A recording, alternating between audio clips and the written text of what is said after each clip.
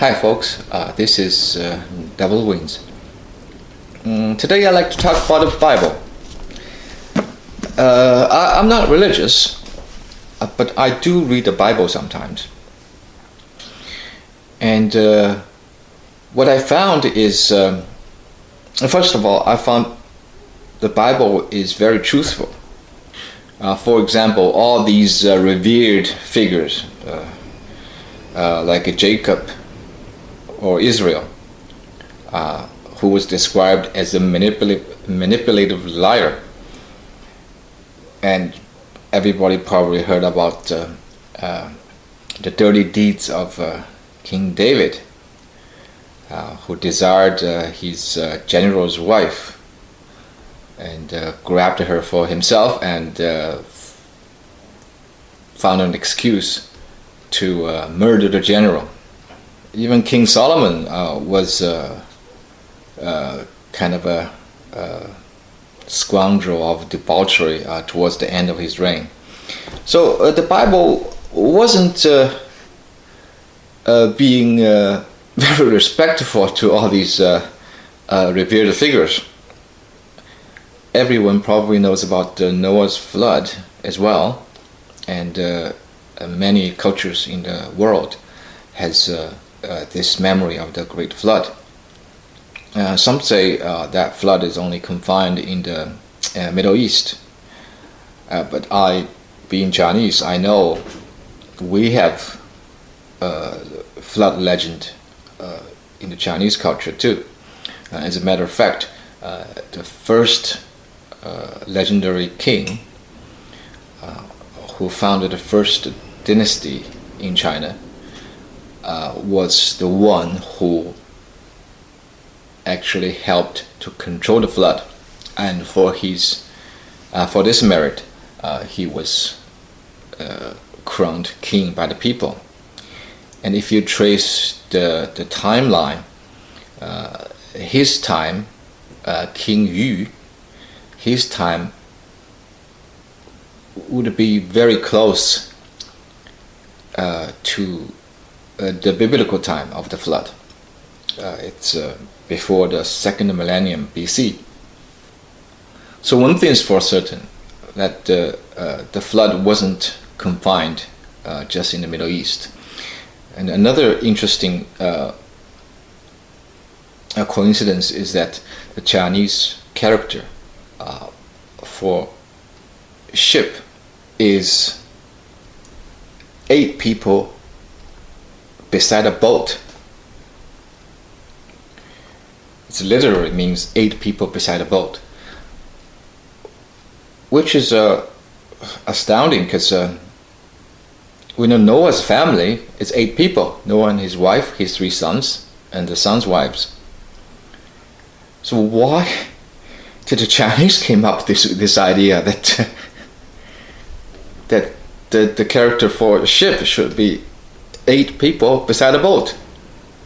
Makes no sense if there's not some sort of connection with Noah's family. But today my focus is on the first section of Genesis. Actually, the first few paragraphs of Genesis. I'll read this part first. Okay. And God said, "Let there be light," and there was light. And God saw the light, and that it was good. And God divided the light from the darkness. And God called the light day, and the darkness he called night. And the evening and the morning were the first day. Okay. So, God created light on the first day. Big deal. Right? However, as you read on, God created sun and moon on the 4th day. So, where did the light come from? Some Christian literatures would describe that this light is God himself. God is the light. But if you put it into the context, it makes no sense. If light was God himself, then it means on the first day God created himself.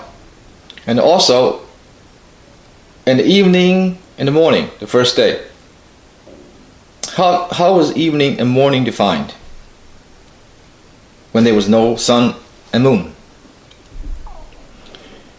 Scientists would interpret it as the light is from the light emitted from the Big Bang.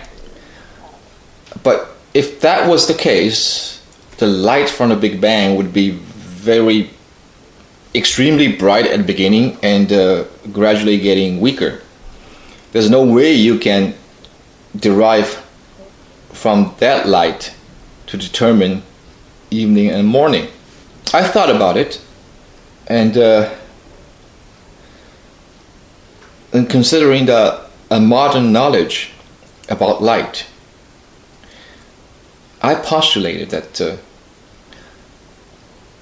the Bible is really telling us on the first day God created time and space.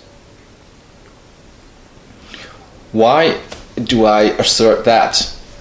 Because if we analyze today's understanding about light, we know light is a massless wave. It permeates everywhere, but that's not the essence. But the essence of light is its speed. Its speed is constant, and it's the highest speed in the universe. Nothing can travel faster than the light. And the light also has a very interesting property, is that if you shine a light from a fast-moving train, whether you shine it forward or shine it backward, the speed of light doesn't change. It doesn't change because the train is moving at a very fast speed, and the speed of light stays constant. So it's one of the few, probably the only absolute constant in the universe. So we also know the term light year. It's a measure of distance. So space is measured according to the light. That's obvious, but I think the time is also measured by the light. The speed of light is an absolute constant. I can't remember the exact number of the speed of light. I think it's 300,000 kilometers a second. So basically, time is defined by the interval that the light traveled 300,000 kilometers. I recall reading something about how the absolute exact time was calculated in modern age. It's by some atomic clock. So every one of our watches and clocks is adjusted, are adjusted according to this atomic clock. Absolute reference for all clocks. And I think this atomic clock, its calibration has something to do with the speed of light. Of course, that is my postulation, and I hope folks in physics or studying in the related areas will confirm or refute that for me. Does the calibration of how long a second should be involved the speed of light? If so, then my assumption would be correct, that the first day God created light really means God created time and space, which is really astounding. Consider many people think what the Bible describes in Genesis is mostly mythology. If really there are these many hidden knowledge in it, we really should take it more seriously. Another interesting matter I found in the Bible is, in the beginning, people tend to live a long time, like Adam lived to 900 years or something. And as time progresses, people's life expectancy getting shorter.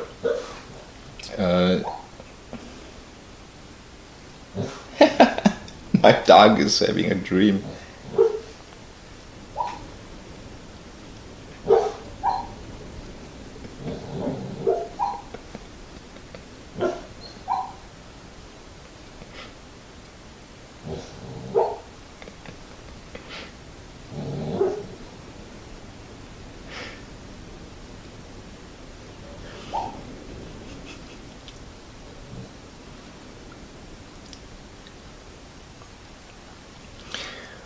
Where was I?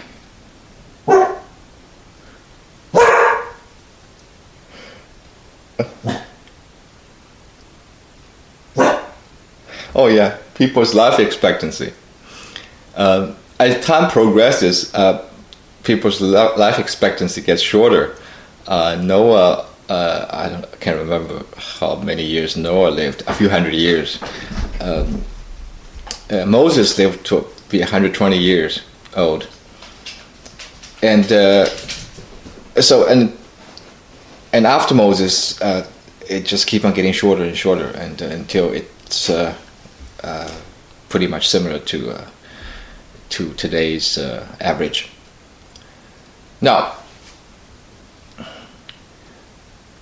is the Bible just making up stories? Or there are two other possibilities. One, people really lived to be so old in the beginning. There were some kind of reports that there were lots of giants in the past. We know a larger creature tend to live longer than a small creature. So if before Noah's flood, people were like a few times bigger than we are today, then they live a few times longer is also possible. Theoretically, right? If all these giant footprint, giant skeletal findings were all were true, or even a few of them were true. But since I cannot definitely say giant existed in the past, so this is only one possibility. The other possibility is equally astounding.